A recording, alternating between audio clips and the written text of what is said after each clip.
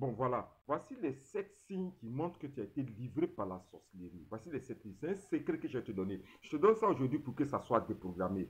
Ils ont échoué, ne pourront pas te sacrifier. OK? Donc, commence déjà. Commence à publier. Republier, partager. Mettez des cœurs. Mettez dans vos favoris. Faites tout pour que cette vidéo soit connue par de nombreuses personnes qui sont dans cette même situation.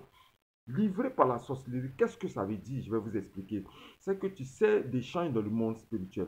Soit la confrérie de sorcellerie familiale a contracté des dettes parce que se sont partagés, en griffe partagée, voilà, la viande en griffe aussi, de quelqu'un qu'ils ont sacrifié, qu'ils ont mangé. Ok?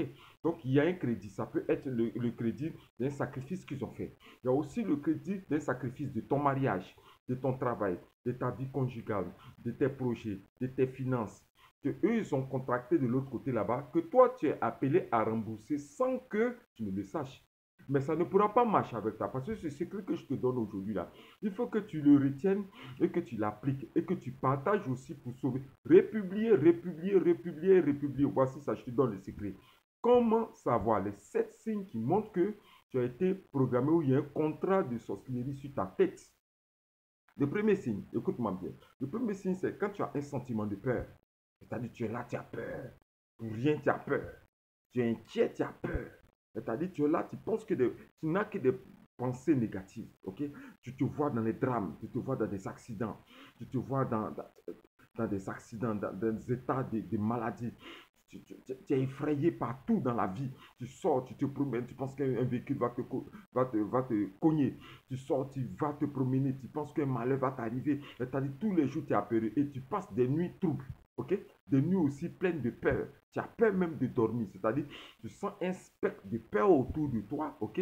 Qui t'envahit, qui prend contrôle de tout ton être entier. Tous les jours, tu as peur, tu es inquiet au-dedans de toi. Tu ne sais même pas d'où cette peur-là vient. C'est que tu as été probablement programmé par la sorcellerie pour être livré.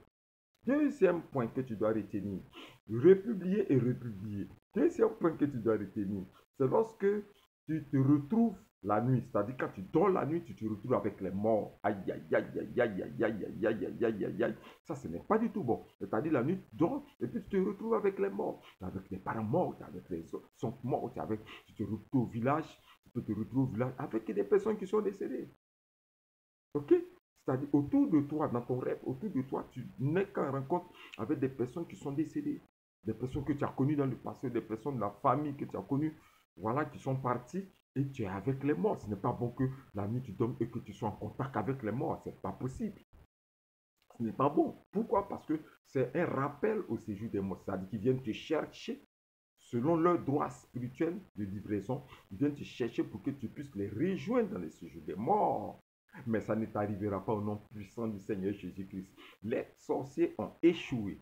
Le troisième point que tu dois savoir, ok, c'est quand tu, dans tes rêves, tu te retrouves au cimetière. Là, c'est le last.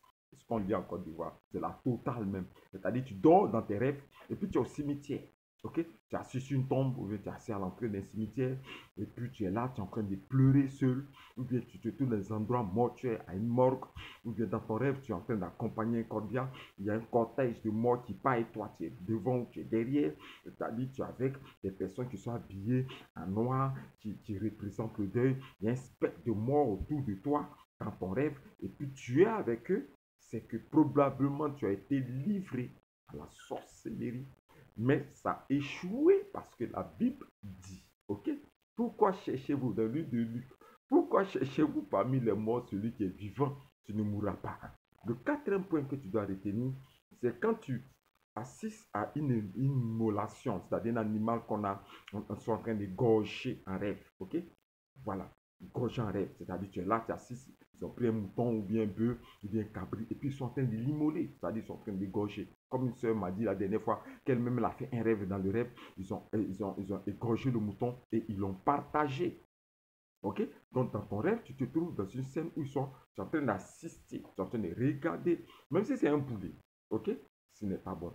Ok? Tu es en train de regarder à un égorgement d'un animal représentatif parce que quand tu le vois, peut-être que c'est toi qui es représenté sous forme de cet animal-là et se partage cela, ok? Se partage ça, ok? Ce n'est pas bon. Si tu vois ça dans tes rêves, commence déjà à trouver une solution et je te donne cette solution.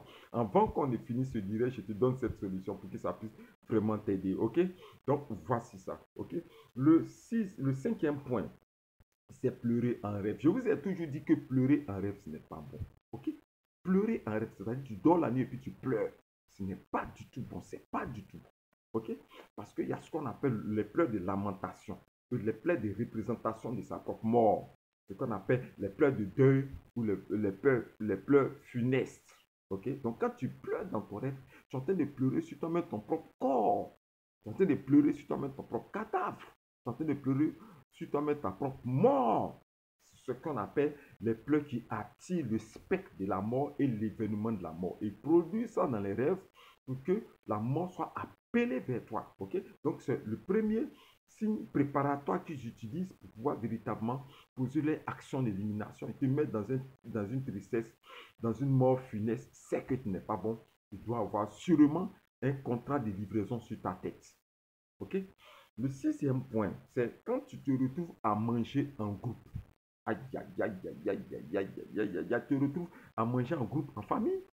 Tu te retrouves à manger en groupe avec des personnes. Il y a de la nourriture dans des grandes cuvettes. Et puis vous mangez ensemble, ok? Mais le partage, c'est quoi? Il faut que je vous rappelle que chaque fois qu'il y a un partage en rêve, c'est dangereux. Chaque fois que tu assistes à un partage, comme une soeur m'a dit aussi, qu'elle a assisté au partage d'un pain. Ok? Il y avait de nombreux pagnes, elle était avec ses parents, ses soeurs et autres, et puis les gens partageaient un pain mortuaire, c'est-à-dire ils devaient partir au funérailles, mais avant même d'aller au funérailles, ils se sont partagés les pagnes. Ça, c'est ce qu'elle a vu en rêve. Elle n'a pas compris, elle dit, mais pourquoi est-ce que c'est partage, pourquoi j'assiste à ces scènes où c'est partage des pagnes funestes? Elle n'a pas compris. C'est après qu'elle a compris lorsqu'elle est tombée malade. Elle allait au funérailles, elle est tombée malade, c'est là qu'elle a compris que, en fait, le pain, c'était un partage. Ok? Donc, tu ne peux pas être assis à une table dans ton rêve en train de manger avec des personnes au village. Vous êtes en train de partager quoi ensemble? Vous êtes en train de manger quoi ensemble? Ok? Ce n'est pas. Souvent, les gens disent que c'est. Non, c'est que la personne est sorcière, elle est en train d'être initiée à la sorcellerie parce qu'elle mange en rêve. Mais le partage, ça a d'autres sens. Peut-être que c'est toi-même qui sont en train de partager et qu'il y a un contrat de la sorcellerie sur ta tête. Mais laisse-moi te dire que ça va échouer. Avant de parler du dernier point, voici les solutions. Voilà ce qu'il faut faire. La première des choses, toi qui n'as pas accepté le Seigneur Jésus-Christ, donne ta vie au Seigneur Jésus-Christ. Donne ton cœur, ton âme, confie-toi au Seigneur Jésus-Christ. C'est le plus puissant bouclier. Toi qui as donné ta vie au Seigneur Jésus-Christ, et toi qui viens de le faire, il faut que tu puisses avoir une très bonne vie de prière. Je te conseille, la seule solution à ce problème-là, c'est une très bonne vie de prière. C'est pour ça que je te propose la solution. La solution. Republier. La solution, c'est à travers des prières stratégiques que je vais te donner ici. Regarde bien ça, ce que je te montre. Ce livre s'appelle, ok? Riposte 1. J'espère que vous allez voir. J'ai un livre que je tiens en main ici, qu'on appelle Riposte 1, technique de retour à l'envoyeur. Ce livre te permettra de pouvoir contrecarrer les œuvres de la sorcellerie, les pratiques occultes, les pratiques mystiques, parce que s'ils doivent t'éliminer, ils ont besoin d'un alibi, soit une maladie mystique, soit un empoisonnement de nuit, soit une contagion, soit un accident. Mais ce livre s'appelle Riposte, technique de retour à l'envoyeur. Quiconque aura programmé la mort contre toi, cette mort retournera contre lui-même au nom de Jésus-Christ. Je te présente deux livres, ok? Deux autres livres qui suivent, ça fait au total trois livres. Celui, voilà, ok. Poudrier Céleste 1, ok? Ça, c'est le premier tome 1 et ça, c'est le deuxième tome 2. Voilà, donc ça fait trois livres au total que je te propose pour que tu sois redoutable dans le combat spirituel. Et ces deux livres que je te propose là, ça te permet d'avoir une bonne vie de combat spirituel à haut niveau. Dans les armes spirituelles, des bombardements spirituels, éclairs pour tonnerre, toutes les stratégies de guerre que j'ai mis dedans pour que celui qui veut te tuer tombe à ta place. Il faut qu'il soit pulvérisé par la puissance de la prière qu'il y a dans ces deux livres-là. Il y en a en audio comme en écrit. Je te dis en même temps mes condoléances parce que le sorcier va tomber. Il va tomber, il va tomber, il va tomber, il va tomber, il va tomber au nom de Jésus-Christ. Donc appelez-moi. Mes numéros sont sur toutes mes vidéos WhatsApp. Sur toutes mes vidéos TikTok, appelez-moi, contactez-moi, rentrez en contact, rentrez en contact. Il y en a tout ça, c'est en audio, en audio, en audio, en audio. Ça va t'aider aussi. Ça va t'aider en cette nouvelle année. Ça va t'aider à pouvoir vaincre tes ennemis spirituels dans le secret. J'ai été content de vous enseigner en espérant que vous allez republier et disent rendez ça viral. Moi, j'ai dit rendez ça public dans le monde entier. Ok, Dieu vous bénisse. C'était l'écrivain prophète Yahou Moïse qui était avec vous. Je vous dis comme d'habitude, shalom, shalom et shalom.